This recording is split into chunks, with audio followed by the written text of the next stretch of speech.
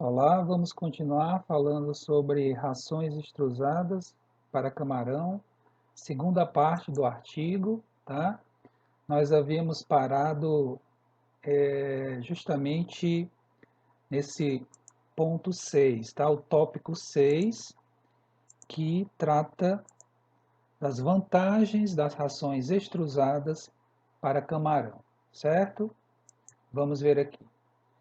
Enquanto que as rações extrusadas para camarão são talvez $10 mais caras, $10 por tonelada mais cara do que as rações peletizadas. É assim, ó, o processo de manufatura, de fabricação, a, fabri a fabricação de uma tonelada de ração extrusada para camarão é $10 mais caro do que o processo de fabricação de uma tonelada de ração peletizada para camarão, certo? O processamento, a fabricação da ração extrusada, a fabricação do ponto de vista da tecnologia de fabricação, tá? É mais caro do que de peletização. Entretanto, isso aqui é importantíssimo, é outro ponto alto desse artigo, pessoal. Entretanto, pode-se economizar de $20 a $50 por tonelada nas despesas com matéria-prima, com insumos alimentares, com ingredientes, quando se trabalha com a extrusão. Por quê? Porque o processo de extrusão ele permite a utilização de um maior leque de ingredientes do que o processo de peletização.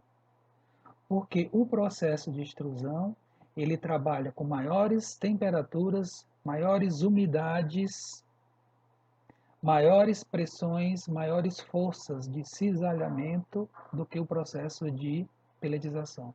Com isso, ingredientes que não seriam possíveis de incluir na mistura em uma ração peletizada são possíveis de incluir ou níveis maiores de outros que já eram incluídos são possíveis de serem utilizados nas rações extrusadas por conta dessa maior capacidade de processamento, de transformação da massa, pela maior temperatura, pressão, umidade e força de cisalhamento, tá?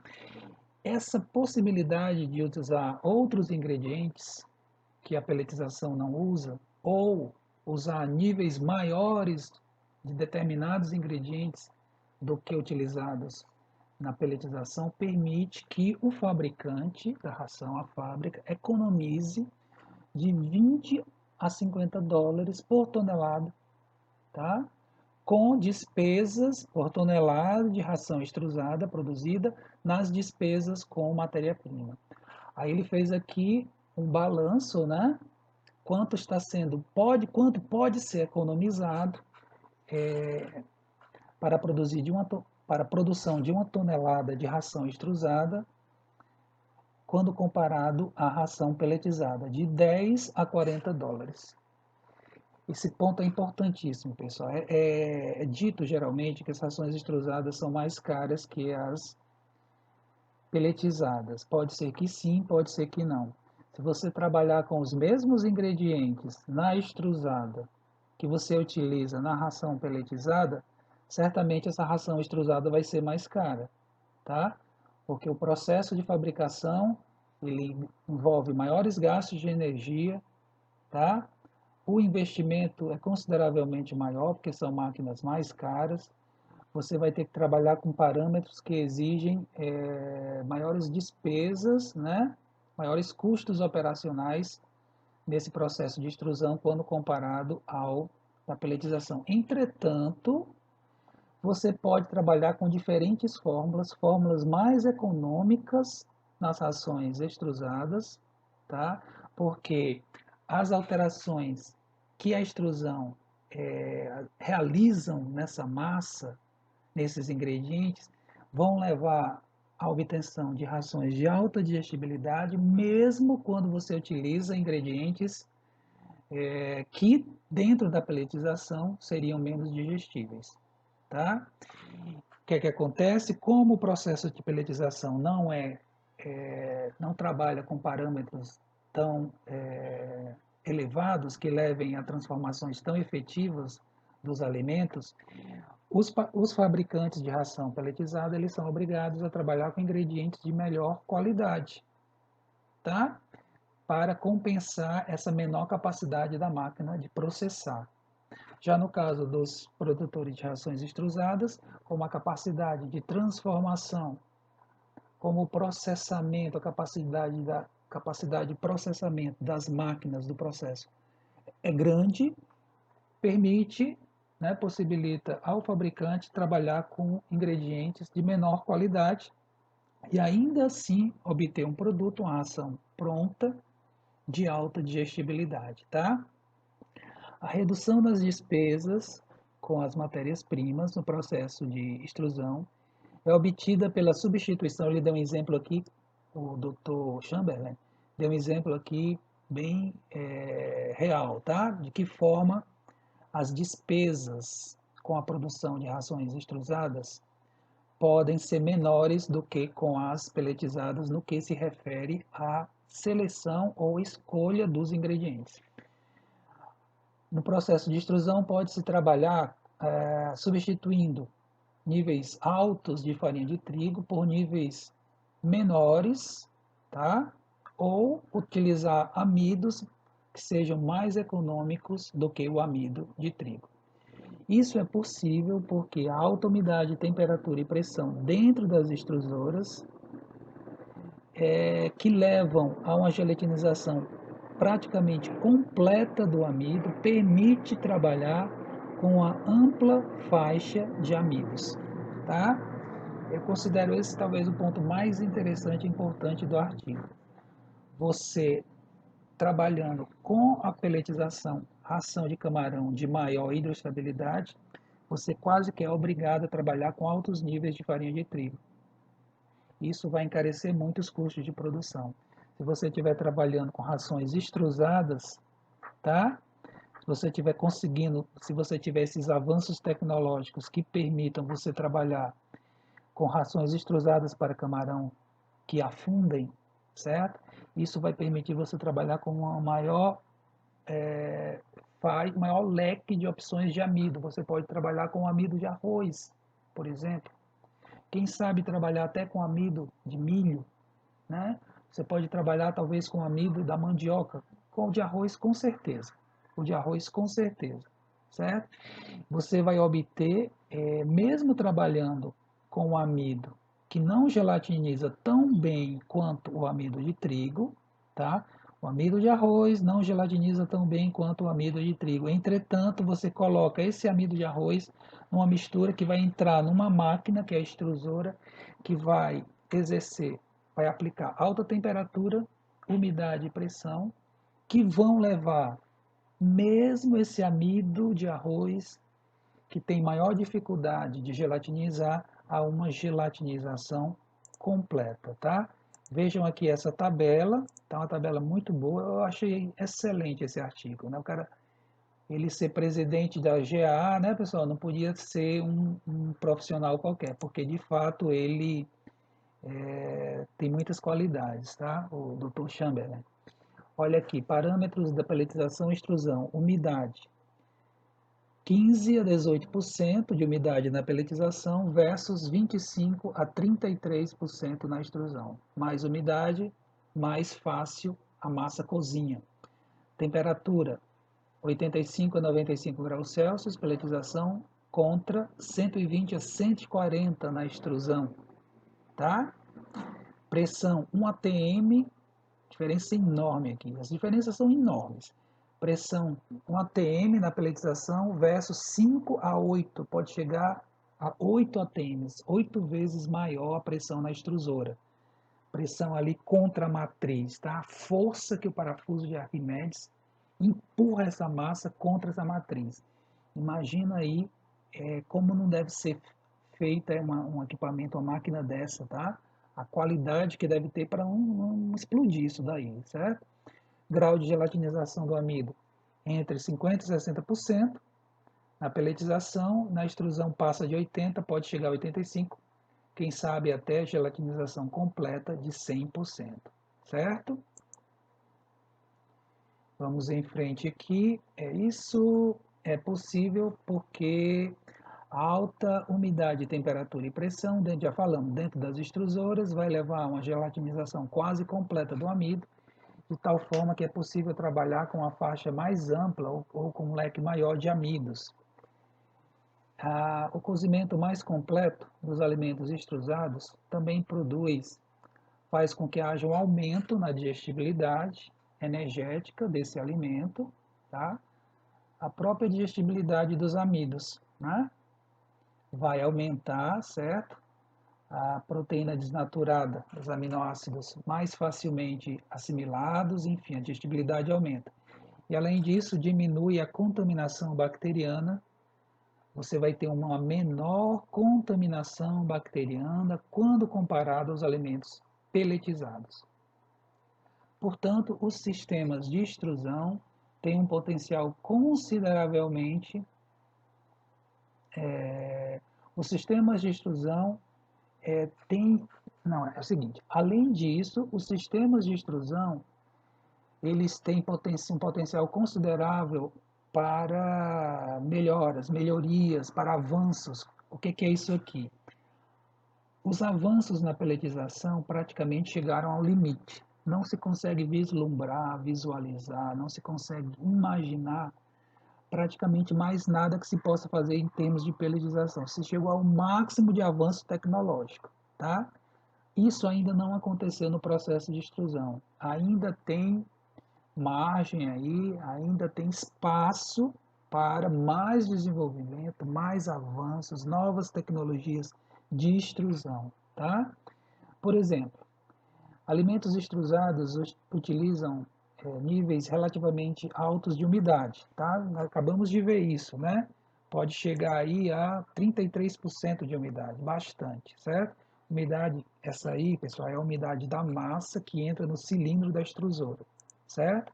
Aí depois vai ser, ao final, né, os pellets vão ser secos, né? Em secadores para levar essa umidade menor que 10%, tá? Então, os alimentos extrusados utilizam níveis relativamente altos de umidade.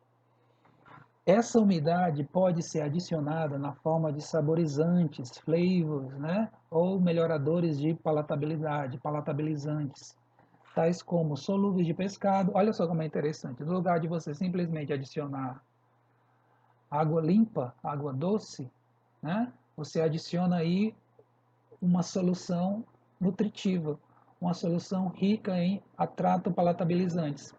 É um 2 em 1 aí, né? Você tanto leva a umidade para. Dá só uma paradinha aqui.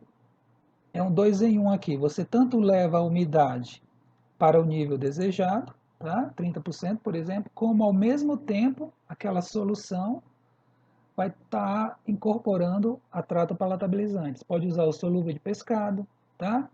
Pode usar extratos enzimáticos de sobras de frutos do mar, certo? Da pesca, por exemplo. Esse bycatch aí faz um extrato enzimático e você obtém aí uma solução riquíssima em atrato palatabilizantes. E isso pode ser utilizado na elevação da umidade no processo de extrusão. Isso não é possível fazer na pelletização, porque você vai trabalhar com níveis menores de umidade, tá? Isso oferece o potencial para produzir uma nova geração de rações para camarão, rações extrusadas altamente palatáveis, sem a dependência, sem depender de proteínas marinhas caras, tais como farinha de lula e a farinha de krill, né? Dois ingredientes excelentes do ponto de vista nutritivo e de altíssima atrato palatabilidade, a farinha de lula e a farinha de krill, entretanto muito caras, tá? Aí o Dr. Chambelém está chamando a atenção o seguinte: você não precisa trabalhar com isso se você tiver a tecnologia de fazer ração extrusada para camarão. Você pode trabalhar com solúveis de pescado, tá? resíduos, né, sobras do filetamento, do processamento do pescado, sobras, resíduos da filetagem da tilápia. Você pega esse material, faz um trabalho aí de produção de um solúvel, tá? Faz algum tratamento enzimático, certo? Produz esse solúvel, acrescenta esse produto, essa solução no canhão ele vai entrar no condicionador, ainda não é no canhão, tá? No condicionador da extrusora. Como pode trabalhar com esses extratos enzimáticos de sobras de frutos do mar, certo? Você tem uma ração de altíssima palatabilidade a um custo menor. O grau de expansão ou dilatamento, né, swelling, das rações extrusadas, também podem ser manipulados para produzir rações com diferentes texturas, né? Ou graus de dureza, tá? Diferentes dureza.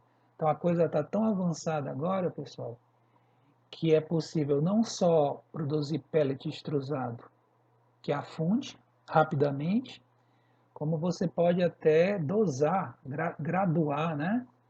Essa esse afundamento aí, né? Você pode produzir um pouco, uma densidade um pouco menor, vai afundar pouco mais devagar, você pode produzir uma densidade ainda menor, ele vai afundar ainda mais devagar, certo? Se houver interesse para isso.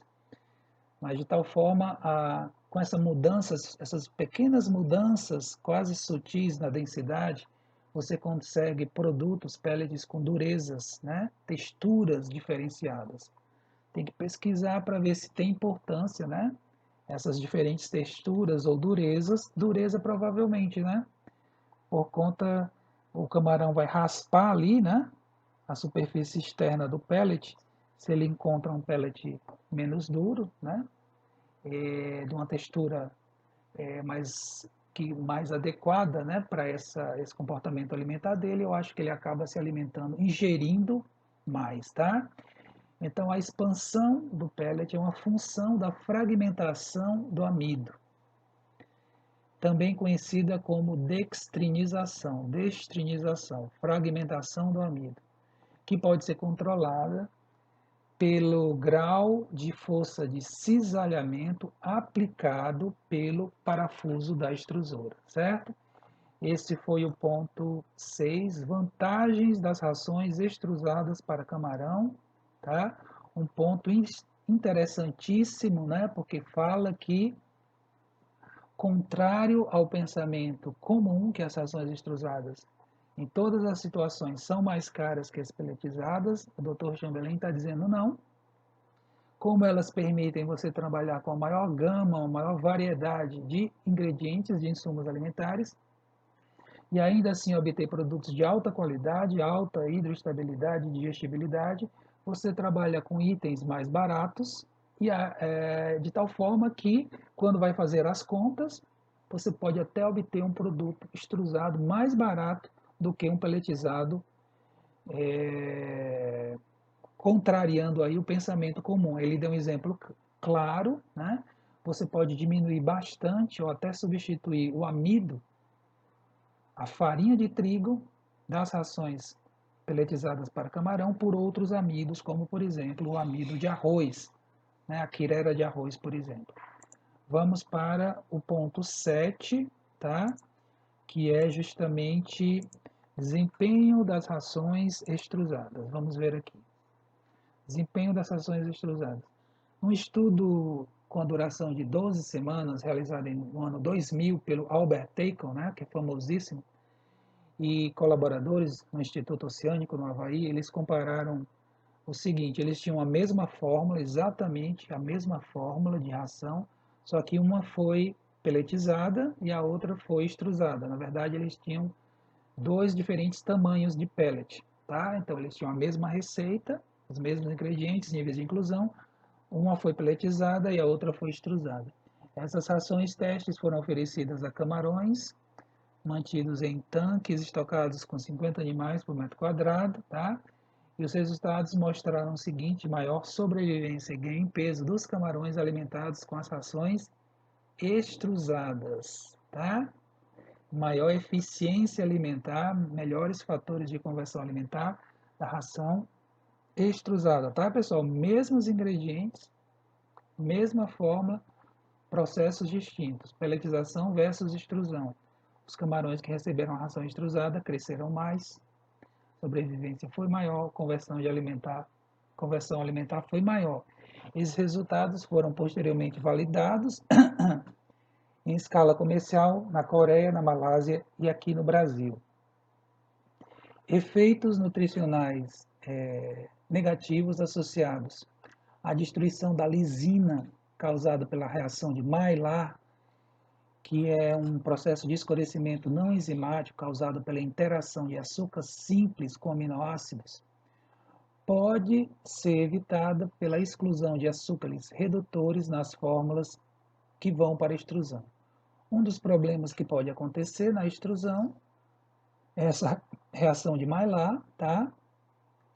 Essa caramelização, porque vai haver um escurecimento do material, essa reação não enzimática entre açúcares e aminoácidos, tá? Vai formar um complexo indigestível e, consequentemente, o valor nutricional daquele alimento vai diminuir, vai cair, certo? Para evitar isso, uma alternativa simples é não utilizar esses açúcares redutores, né, nas fórmulas, tem que ter esse cuidado. A compensação para as perdas vitamínicas,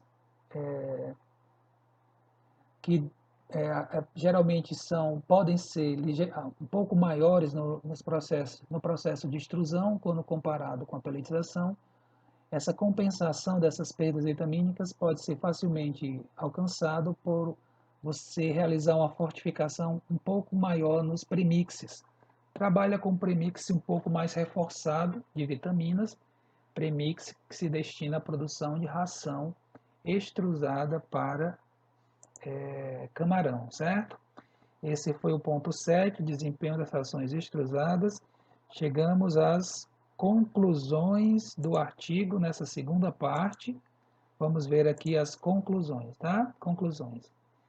Desenvolvimentos recentes no processo de extrusão permitiram a produção de rações sofisticadas, de alta qualidade, cujos pellets, 100% dos pellets afundam, tá? A custos menores que possibilitam um desempenho zootécnico melhor do que as rações pelletizadas convencionais para caçicultura, tá? Se você souber trabalhar com a extrusão, tá?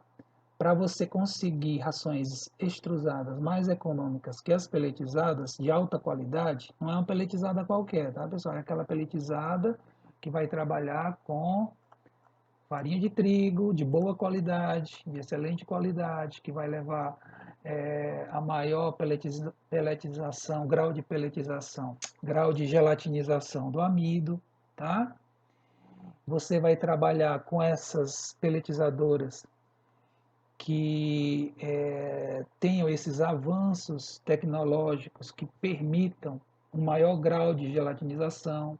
Você vai fazer uma moagem mais fina, tá? Dos ingredientes. Você vai trabalhar com vários condicionadores que permitam maiores níveis de umidade. Vai fazer essa secagem e condicionamento do pós-pellet, né? O pellet que saiu da pelletização. Enfim, para você obter rações mais econômicas extrusadas quando comparadas com essas boas rações, com as melhores rações pelletizadas para camarão, você para isso vai ter que ter um cuidado, tá? Uma atenção na seleção da matéria-prima, tá? Você vai ter que ter essa consciência que é possível, já que você está trabalhando com a extrusora, tá? Com maiores níveis de temperatura, pressão, força de cisalhamento e umidade, principalmente umidade, e permite trabalhar com ingredientes mais econômicos, certo? Essas vantagens são esperadas, espera-se que essas vantagens se tornem mais visíveis, tá? À medida que esses benefícios adicionais, só um minutinho aqui, eu vou entender melhor isso aqui.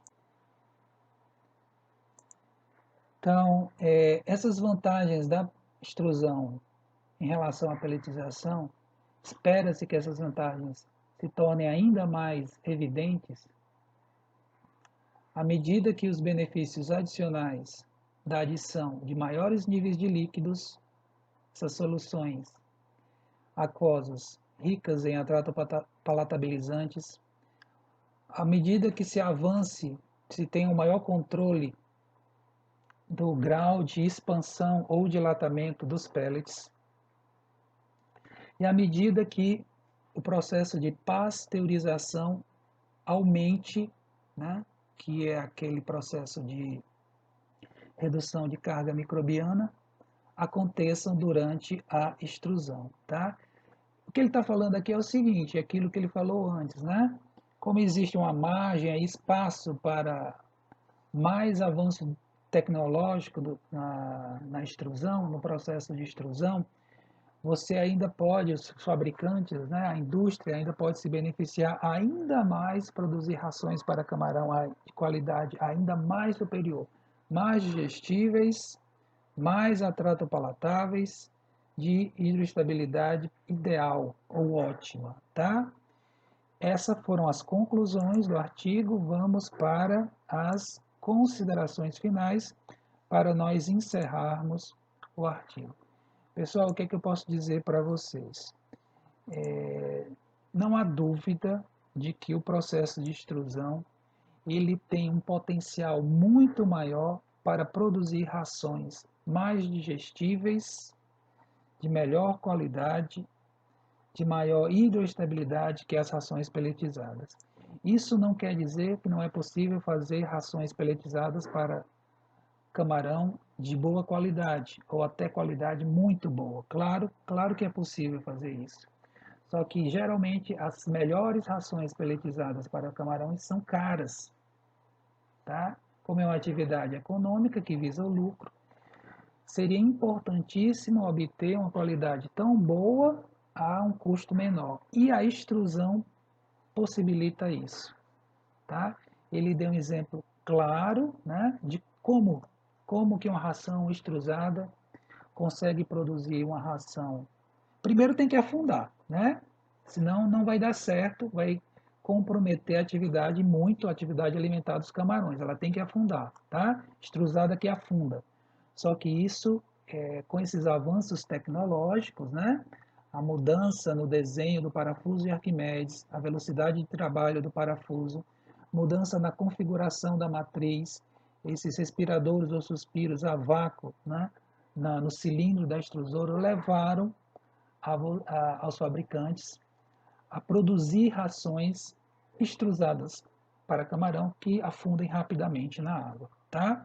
Mas enfim, a gente estava falando sobre, por exemplo, você com a extrusão, você pode diminuir os níveis de inclusão da farinha de trigo, tá? De boa qualidade, que é a mesma utilizada para consumo humano, e ainda assim conseguir um alto grau de gelatinização do amido, por exemplo, de arroz, ou quem sabe até do amido de milho. Teria que fazer a pesquisa. O de arroz eu tenho certeza que vai conseguir bons resultados. Como a quirera de arroz, tá? Que é o arroz quebrado, é muito mais barato do que a farinha de trigo, você vai ter uma redução considerável dos custos de produção. Como ele falou aqui, tá? Você gasta mais na extrusão durante o processo de fabricação, tá? Os parâmetros físicos, né? Físico-químicos utilizados na extrusão levam a maiores despesas, mas você ganha, economiza, se você souber escolher corretamente os ingredientes, tá? E porque você pode trabalhar com esses ingredientes mais econômicos e ainda assim conseguir alta digestibilidade, alta hidroestabilidade e alta atrato-palatabilidade. Tudo isso com a extrusão. Pessoal, era isso. Eu vou ficando por aqui nessa segunda parte, tá? Espero que tenha sido interessante. Eu acho que sim, eu achei excelente esse artigo dele, tá? Muito claro, né? Informações muito relevantes. Eu agradeço a audiência, desejo a todos muita paz e saúde. Até uma próxima oportunidade. Obrigado.